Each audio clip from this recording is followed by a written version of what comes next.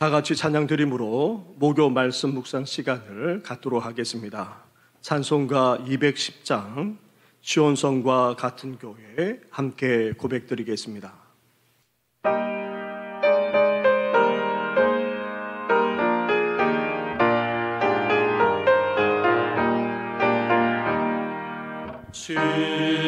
시온성과 같은 교회 그의 영광 하옵다. 허락하신 말씀대로 주가 친히 세웠다. 반석 위에 세운 교회 은들차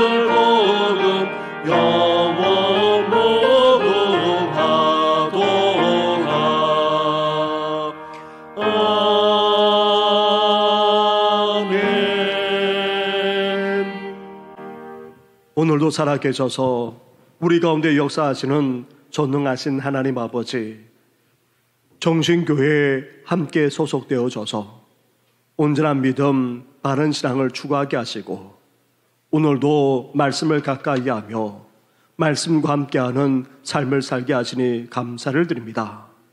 성령 하나님께서 이 시간 우리 가운데 임재해 주셔서 말씀을 깨닫게 해주시고 그 말씀대로 살아가도록 은혜 허락하여 주시옵소서.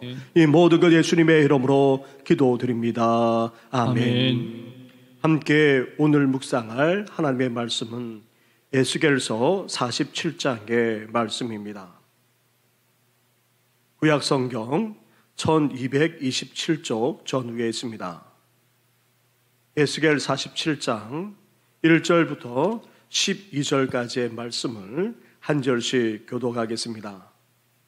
그가 나를 데리고 성전문에 이르시니 성전의 한 면이 동쪽을 향하였는데 그 문지방 밑에서 물이 나와 동쪽으로 흐르다가 성전 오른쪽 제단 남쪽으로 흘러내리더라. 그가 또 나를 데리고 북문으로 나가서 바깥 길로 꺾여 동쪽을 향한 바깥문에 이르시기로 본즉 물이 그 오른쪽에 스며 나오더라. 그 사람이 손에 줄을 잡고 동쪽으로 나아가며 천척을 측량한 후에 내게 그 물을 건너게 하시니 물이 발목에 오르더니 다시 천척을 측량하고 내게 물을 건너게 하시니 물이 무릎에 오르고 다시 천척을 측량하고 내게 물을 건너게 하시니 물이 허리에 오르고 다시 천척을 측량하시니 물이 내가 건너지 못할 강이 된지라. 그 물이 가득하여 헤엄칠 만한 물이요 사람이 능히 건너지 못할 강이더라. 그가 내게 이르시되 인자야 내가 이것을 보았느냐 하시고 나를 인도하여 강가로 돌아가게 하시기로 내가 돌아가니 강 좌우편에 나무가 심이 많더라.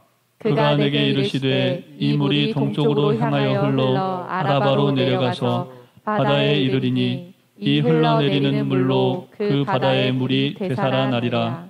이 강물이 이르는 곳마다 번성하는 모든 생물이 살고 또 고기가 심히 많으리니 이 물이 흘러 들어가므로 바닷물이 되살아나겠고 이 강이 이르는 각처에 모든 것이 살 것이며 또 이 강가에 어부가 설 것이니 엔게디에서부터 에네글라임까지 그물 치는 곳이 될 것이라. 그 고기가 각기 종류를 따라 큰 바다의 고기같이 심히 많으려니와 그 진펄과 갯벌은 되살아나지 못하고 소금 땅이 될 것이며 강 좌우가에는 각종 먹을 과실나무가 자라서 그 잎이 시들지 아니하며 열매가 끊이지 아니하고 달마다 새 열매를 맺으리니 그 물이 성소를 통하여 나옴이라. 그 열매는 먹을 만하고 그 잎사귀는 약재료가 되리라. 아멘. 할렐루야. 아멘. 메마르고 건강 가운데 살아가는 우리 성도님들에게 하나님의 은혜와 평강이 늘 넘쳐 흐르기를 주님의 이름으로 축원합니다. 아멘.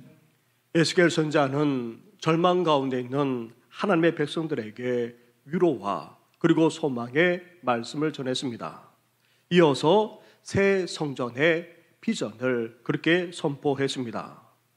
완전히 파괴된 예루살렘 성전과는 달리 새 성전은 어떠합니까? 하나님의 임재와 영광으로 충만합니다. 그것도 변함없이 계속해서 영원토록 충만함을 말합니다. 그러면서 오늘 본문에서는 새 성전으로 말미암는 하나님의 은혜와 축복을 우리에게 말씀하고 있습니다. 새 성전으로 말미암는 하나님의 은혜와 축복이 얼마나 놀랍고 대단한지 그것을 흘러넘치는 강물에 묘사하고 있습니다. 흘러넘치는 강물과 같은 하나님의 은혜와 축복이 임하게 되면 어떤 일이 벌어집니까? 먼저 에스겔 선지자의 눈앞에 심이 많은 나무가 강가 이편과 저편에 있는 장면이 펼쳐집니다. 7절 말씀을 한번 보십시오.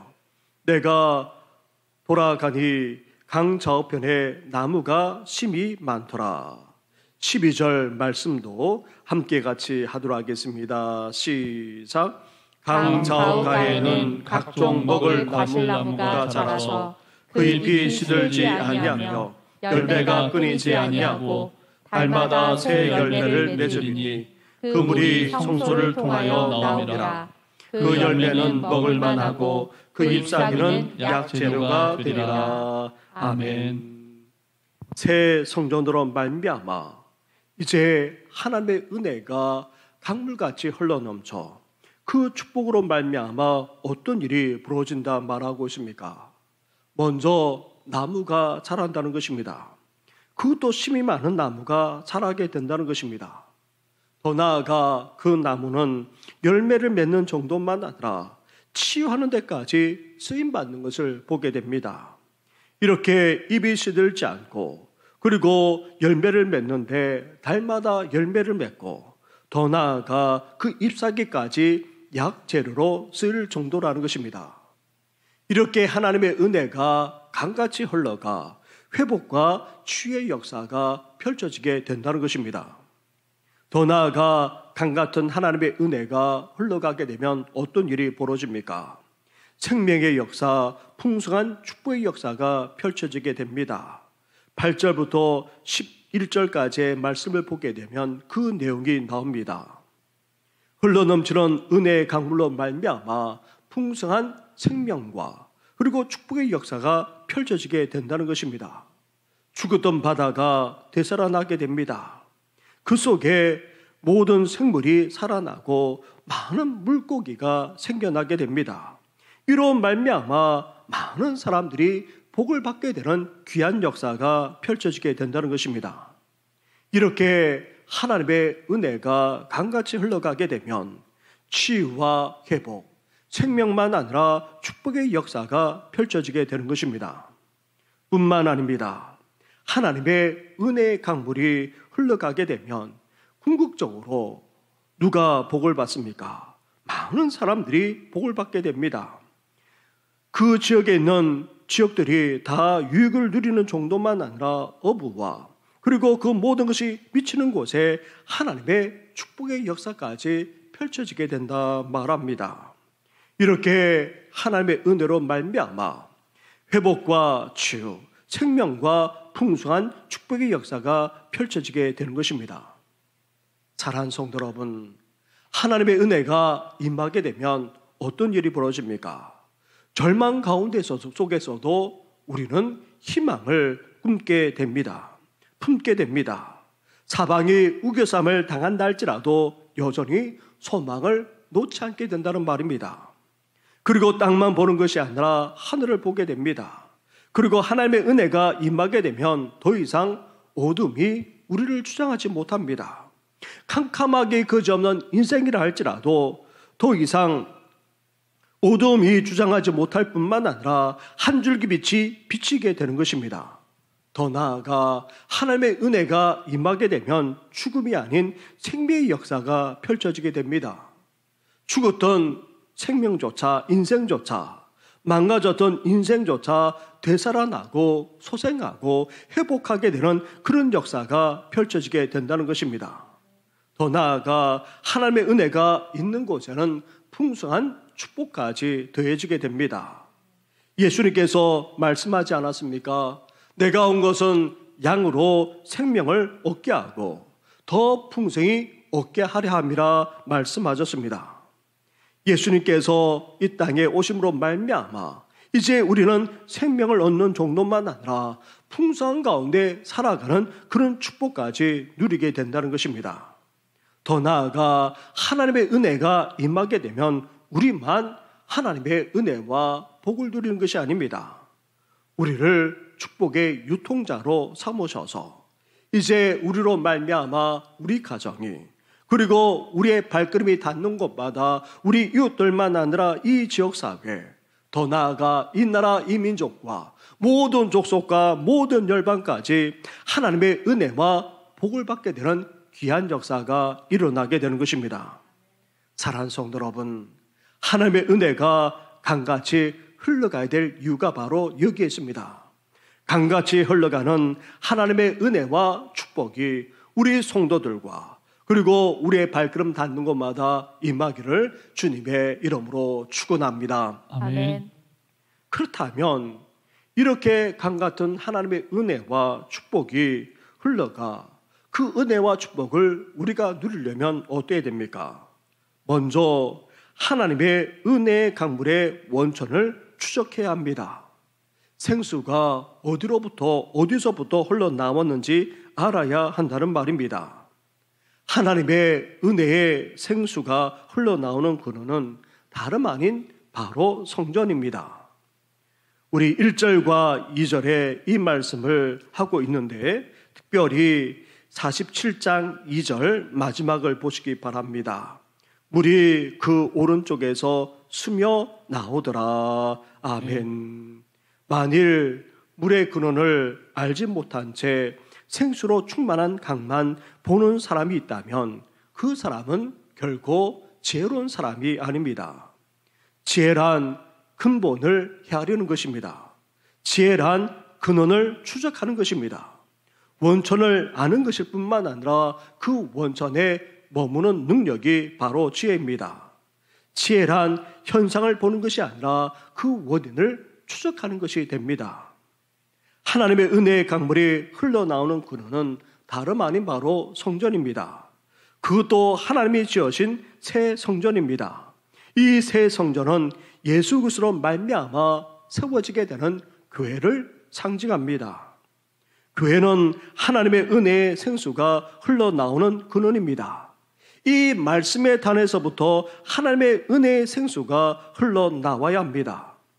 예수님의 보혈로 값주고 사신 교회, 우리 주님의 몸된 교회, 나아가 이 땅의 새로운 대한 공동체로서의 교회는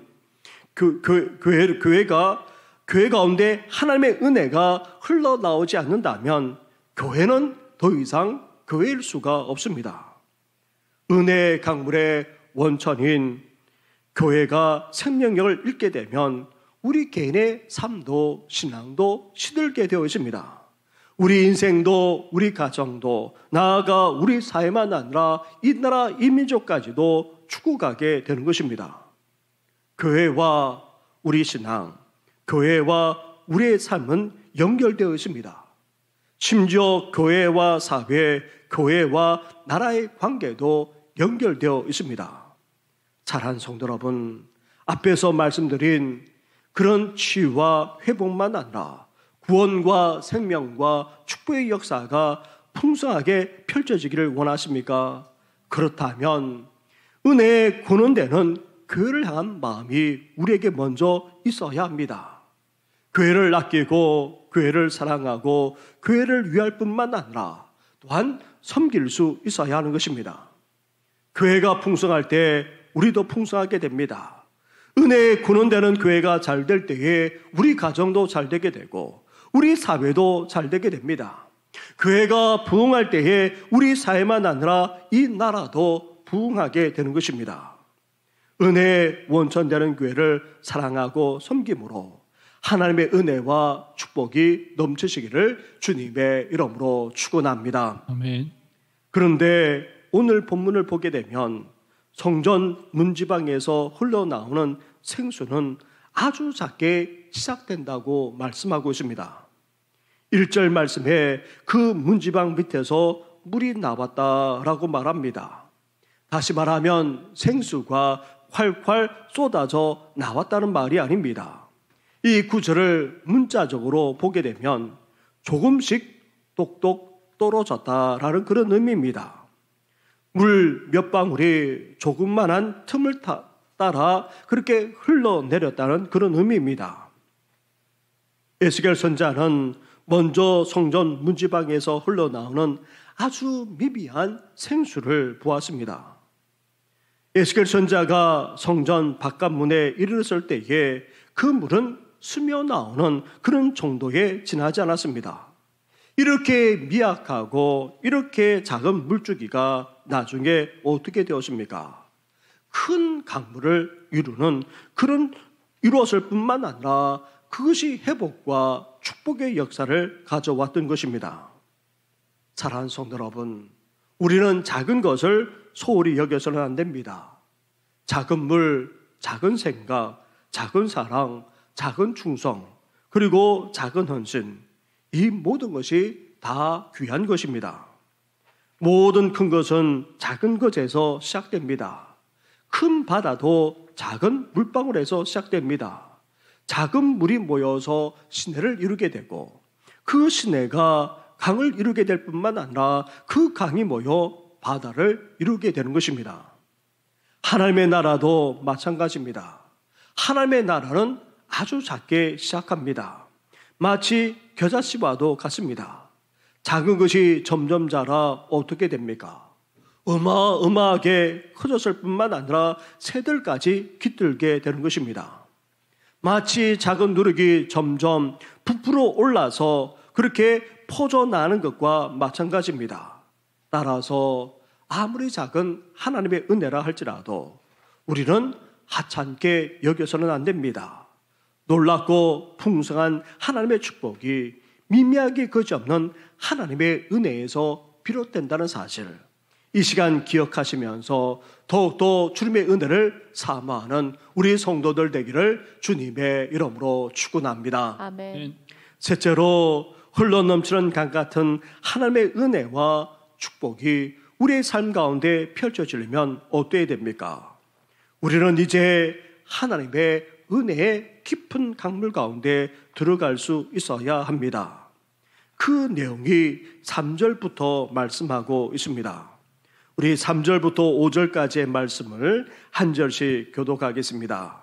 그 사람이 손에 줄을 잡고 동쪽으로 나아가며 천척을 청량한 후에 내게 그 물을 건너게 하시니 물이 발목에 오르더니 다시 천척을 측량하고 내게 물을 건너게 하시니 물이 무릎에 오르고 다시 천척을 측량하고 내게 물을 건너게 하시니 물이 허리에 오르고. 같이 하겠습니다. 다시 천척을 충량하시니 물이 내게 건너지 못할 강이 된지라. 그 물이 가득하여 헤엄칠 만한 물이요 사람이 능히 건너지 못할 강이더라. 아멘. 하나님의 은혜의 강물로 말미암아 이런 놀라운 역사가 펼쳐지려면 어때야 됩니까? 시냇물 정도로는 되지 않는다는 것입니다. 개천 정도로도 충분하지 않습니다. 헤엄칠 정도로 깊은 은혜의 강물이 흘러갈 때만이 이런 놀라운 축복과 역사가 펼쳐지게 되는 것입니다. 하나님의 은혜를 체험하는 우리 신앙이 어때야 됩니까? 우리 발목 정도에 머물러서는 안 됩니다. 발목 잡혀 교회에 나오는 그런 정도의 신앙에 머물러서는 안 된다는 말입니다. 우리는 조금 더 깊은 단계로 들어가야 합니다. 그렇다고 해서 무릎 정도 오는 단계에 머물러서도 안 됩니다. 무릎까지 온다는 말은 그래도 기도하는 신앙에 도달했다는 그런 의미이기도 합니다. 그렇다고 해서 이 정도에 안주해서도 안 됩니다. 나아가 허리까지 오는 단계에 머물러서도 안 됩니다. 허리는 힘을 상징합니다. 주님을 위해 힘을 써는 헌신할 줄 아는 그런 단계를 의미합니다. 그렇다고 해서 여기에 머물러서도 안 됩니다. 이제 우리는 하나님의 은혜가 강물에 온몸이 잠길 정도로 나아가야 하는 것입니다. 다시 말하면 성령 충만한 그런 단계로까지 나아가야 한다는 말입니다. 그럴 때에 하나님의 은혜와 축복이 풍성하게 임하게 되고 그 은혜와 축복을 우리는 누리며 살아가게 되는 것입니다. 사랑하는 성도 여러분, 하나님의 은혜를 사모하되 우리는 어때야 됩니까? 더 깊은 은혜에 이르기를 우리는 더욱더 열망하며 사모할 수 있어야 합니다. 이전의 체험에 안주해서도 안 됩니다. 과거의 신앙에 정체해서도 안 됩니다. 신앙생활을 하면 할수록 더 깊은 은혜의 세계로 나아가고자 열망하며 나아가는 우리 성도들 되기를 주님의 이름으로 축원합니다. 아멘. 사랑하는 성도 여러분, 오늘 말씀에 비춰볼 때에 우리는 확신할 수 있어야 합니다. 우리 교회에도 이런 하나님의 놀라운 은혜와 축복의 역사가 펼쳐지게 될 줄 우리는 믿어야 하는 것입니다. 아멘.